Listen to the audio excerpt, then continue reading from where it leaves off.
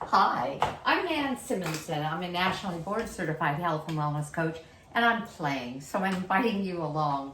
Do you play in the kitchen? I do. I'm sort of on a jag, a cooking jag from Jill Nussinow's book. I recommend this so highly. If you are plant-based or if you are not, and you want to have delicious food, no meat in here, no cheese, no eggs, no butter. I've been plant-based for 7 years. It was the best thing I ever did. I'm 74 and I wrote Aging Powerfully, my book about lifestyle as medicine. I've been a lifestyle medical coach for going on 7 years and 2 years into seeing clients get well with lifestyle, with food, exercise, sleep, etc. Anyway, I wrote the book to celebrate turning 70, and that was 4 years ago. So what do I mean by I'm playing? Well, I went through here. I love hominy. I love Posole.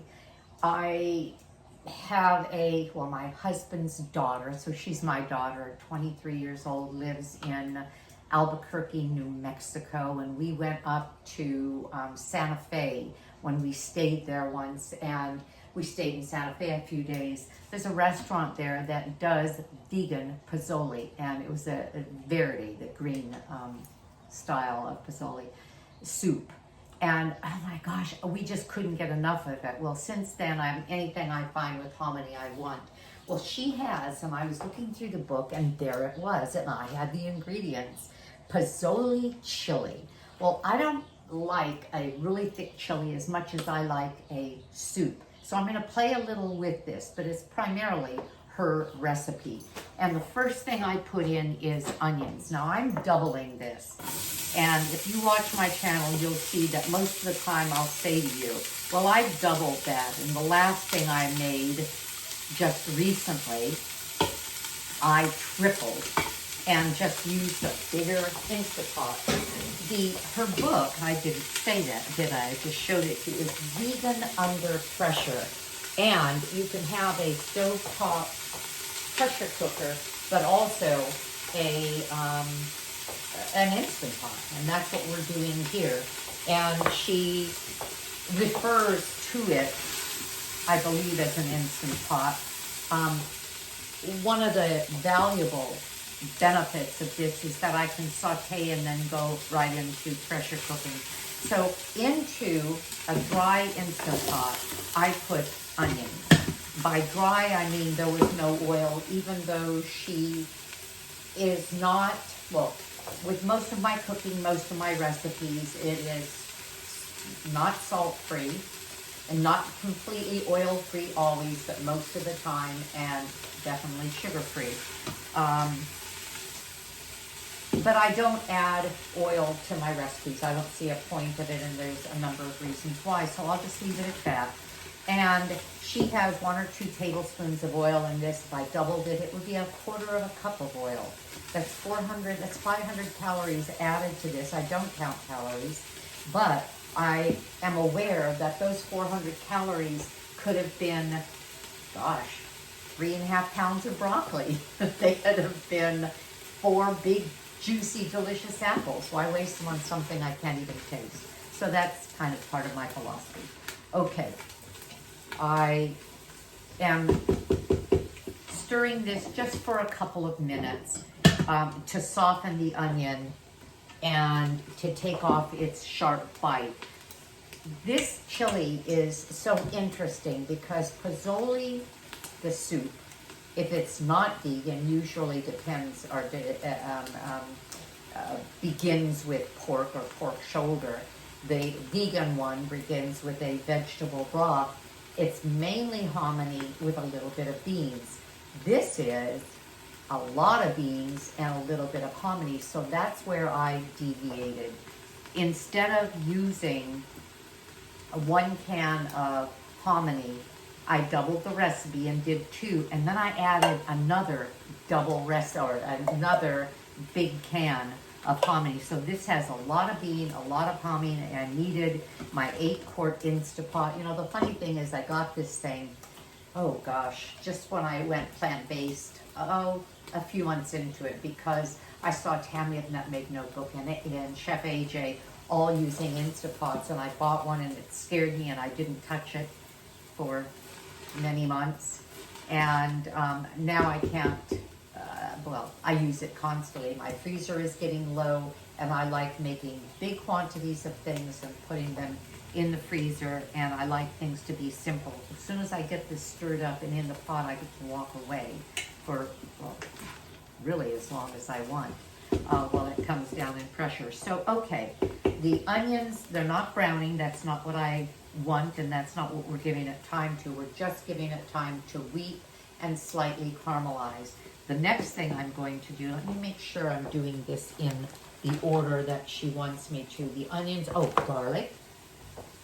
So a lot of cloves of garlic. And this garlic, rather than the raw fresh, I keep, and I loved Tammy of Nutmeg Notebook's recipe for this, and you can find it, roasted garlic.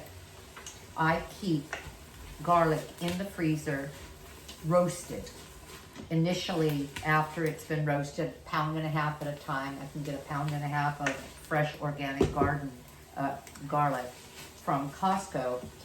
I'll roast it, then I'll put it into ice cube trays, little square ice cube trays, silicone, so it's easy to get out. Posole makes them, T-O-V-O-L-O, in silicone.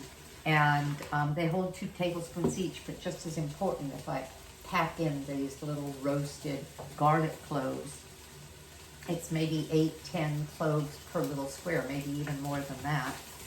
And so that's what I did. I simply defrosted. Well, I didn't even have to defrost it. I keep a little container of them out of the freezer and in the refrigerator, and I just threw in a whole bunch of them. When they're roasted, they're sweeter and they're softer in flavor. Okay, so I've got the garlic. You don't want to brown the garlic, and it'll brown very quickly. Ah, that's what I knew I needed to do. And that is to toast my cumin, chili powder, paprika, and I think that was that. Anyway, it's in the recipe. So I have all of these spices, and I'll do this very quickly, as I'm stirring, they're gonna stick a bit to the bottom, but they'll also toast. Oh my gosh, that smells good. You do this with Indian cooking, you do it with African cooking, you do it with Middle Eastern cooking. You toast your spices to give them that headiness. Now it's starting to stick a lot. I don't want it to brown, so now I'm going to throw in the rest of what I'm doing. I doubled the amount of beans, and she called for pinto beans, which I didn't have, so I used black-eyed peas and black beans, which I had dry. Doubled them, soaked them overnight, and I'm putting them in. This is a lot. I'm really excited because this effort is going to turn into, what, 8-10 containers of chili in the freezer. Okay. And now I'm adding the hominy. What is hominy? It's corn. It's corn that is, well, in some cases it's nixtamalized. In other words, it's soaked with lime, and that makes it more bioavailable. You can't always get nixtamalized hominy. And when you buy it already made, she has it in her cookbook because she offers charts on how to cook vegetables in the Instapot, timetables, rices, beans. This is what I use. I wish it were organic. I haven't found an organic hominy, but this is what I use. It has protein, it has fiber, and now I'm going to add my broth. So I'm going to add more broth than she's called for. This is a quart, and she called for 1.25 cups. That would have been 2.5 cups. So I'm going 1.5 cups extra because I have so much in here. I think I even put a little bit of extra beans rather than have a little bag left from the ones that I had. I think I put extra beans as well. Okay, now I'm simply going to cover this and cook it for 8 minutes. Now I changed beans. How do I know that that's going to work timetable wise? Because all we're doing is 8 minutes under pressure. Well, I said that she has charts, and the chart for beans, is this the chart for beans? Well, that's the chart for rice, but that's what they look like. There are charts for the different rices, the different beans. Boy, I love this book. And under the chart for beans, there it is. She had black beans, and if they've been soaked under pressure 4 to 6 minutes, black-eyed peas, oh, where are they? There, 3 minutes actually. So I could put them in this recipe with an 8-minute cooking time. If I were using a different bean, let's say a kidney bean, well, let's say a chickpea, that wouldn't have done it, and we would have had undercooked beans. And you know what? You don't eat undercooked beans. They can make you sick. Okay, that's that. I'm going to cover it.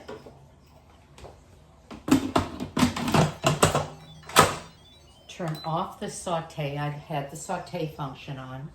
I'm going to give it pressure for 8 minutes, and I get to walk away. And then you're going to see the second part of this. This is super easy, where I'm adding a number of other ingredients. And that's that. It's 8 minutes of time under pressure and then natural release, which can be 20 minutes, 30 minutes. We're going to be having lunch. We're doing a few other things. I may leave it an hour under as it's released pressure, and that's not a problem either. So I'm done. I'll be back to you. Okay, I'm back. We've already had lunch and got some things done. I've been ignoring this. And do you see this L? Sometimes there's a number there and or a letter there, and sometimes they're not. But what's happened is it has cooked the 8 minutes, and then it's just releasing. Well, it released its pressure. I can push the release button and see if there's anything more. You can hear that, just a tiny, tiny bit more. And it's been 49 minutes, but I could just ignore it. I may be saying this to someone that is a Instant Pot aficionado, and you're thinking, come on, man, this is basic stuff. Okay, so you will turn it away from you. And you do know, I'm going to show you this, I think you know this, that the Instant Pot allows for an easy way to keep the cover nearby when you want to. And actually, I do want to. But I'm not going to leave it there because it's in my way, because I'm left-handed and I come from that way to this way. Let me show you before I stir. Oh, man, that's hot. Let me show you before I stir anything what I'm looking at. There's juice. I don't know if you broth. And then there's beans. And I'm adding more moisture. And hold on. And as I said, I want this, I think I want this to be more like a soup than a thick chili, but let's see. I already added that extra water, and you're going to get the recipe as she wrote it, and then I'll put sideline notes as to what I did. Oh, this is, you know what I'm gonna do?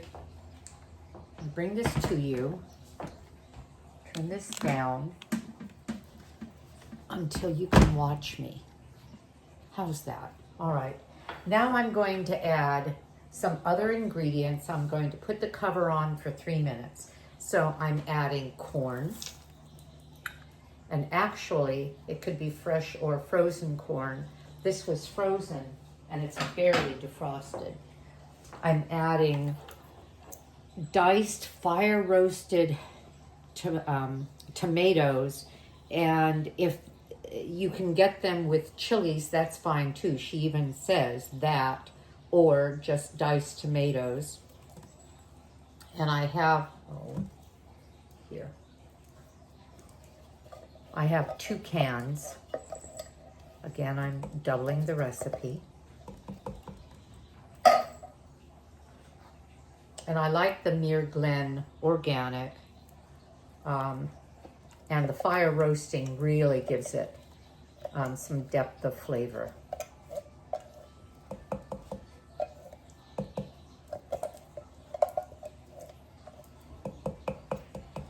What I usually do is I'll rinse those cans with just a little bit of water and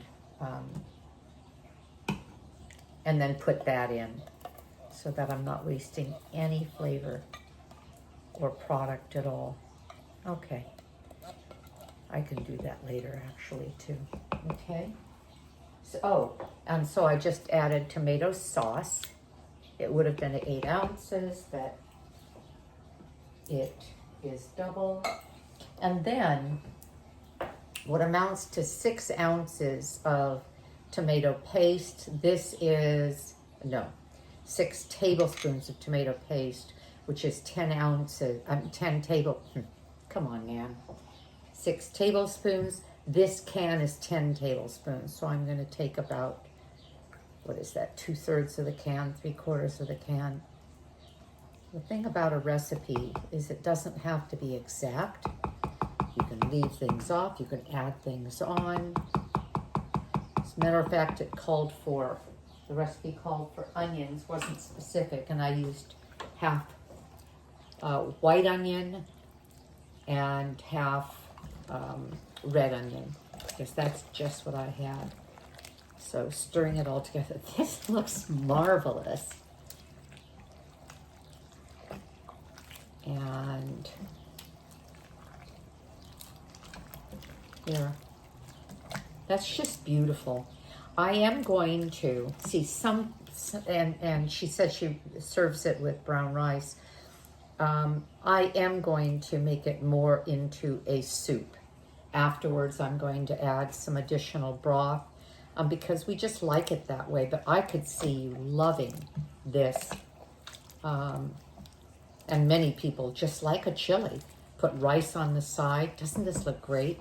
And so what I'm doing is I'm setting it for, or am I simply locking it down? Oh no, I'm just letting it sit for 3 minutes.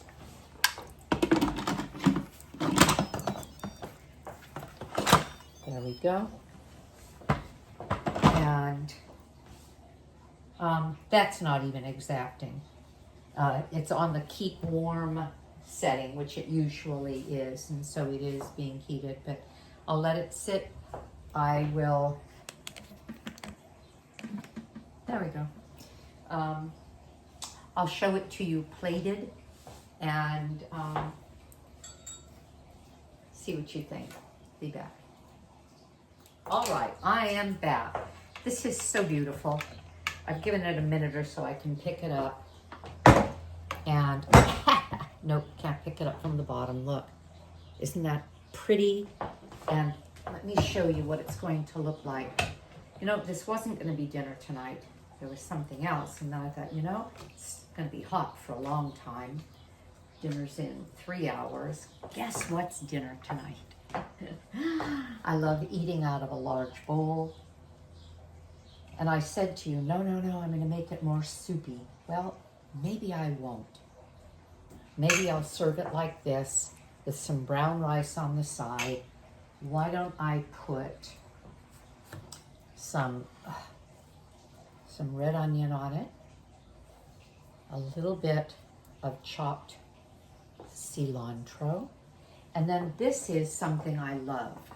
It's always in my refrigerator. I actually, truth be told, just whipped it up because I wanted to show you when I used the last of it, I think a day or two ago, and didn't need it. And then this is my vegan sour cream.